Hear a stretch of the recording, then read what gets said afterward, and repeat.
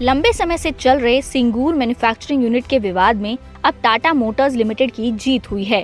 Company ने filing में बताया कि आर्बिट्रल ट्राइब्यूनल ने सिंगूर मैन्युफैक्चरिंग यूनिट मामले में उनके हित में फैसला सुनाया है, जिसके मुताबिक West Bengal Industrial Development Corporation यानी कि WBIDC को सिंगूर में टाटा नैनो के मैन्युफैक्चरिंग साइट पर हुए नुकसान के लिए टाटा मोटर्स को 766 करोड़ रुपए का मुआवजा देना होगा।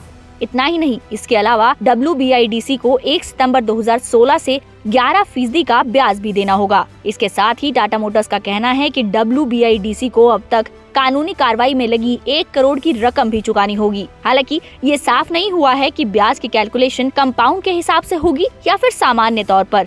तो चलिए आपको एक बार पूरा मामला भी समझा देते हैं। दरअसल साल 2000 में टाटा मोटर्स पश्चिम बंगाल में दुनिया के सबसे सस्ती कार नैनो बनाने के लिए प्लांट लगाने वाली थी।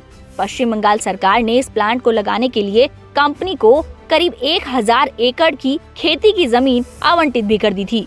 उस वक्त पश्चिम बंगाल में वाम मोर्चे की सरकार थी, जिसने कहा था कि इस फैक्ट्री से स्थानीय लोगों को रोजगार मिलेंगे और राज्य की इकोनॉमी को बढ़ाने में भी मदद मिलेगी।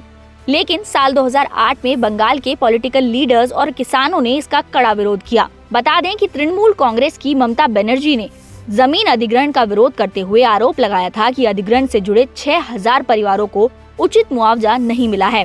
और फिर साल 2011 में सिंगूर और नंदीग्राम में जमीन अधिग्रहण के खिलाफ लोगों के गुस्से को ढाल बनाकर वाम मोर्चे की सरकार को बंगाल से उन्होंने हटा दिया, जिसके बाद टाटा मोटर्स के रतन टाटा ने कोलकाता में सिंगूर से टाटा मोटर्स के नैनो प्लांट की योजना को रद्द करने का फैसला लिया और इसी प्लांट को PM मोदी के गुजरात के साणंद में शिफ्ट करने की घोषणा भी कर दी और वहां उन्होंने अपने ड्रीम प्रोजेक्ट को पूरा किया।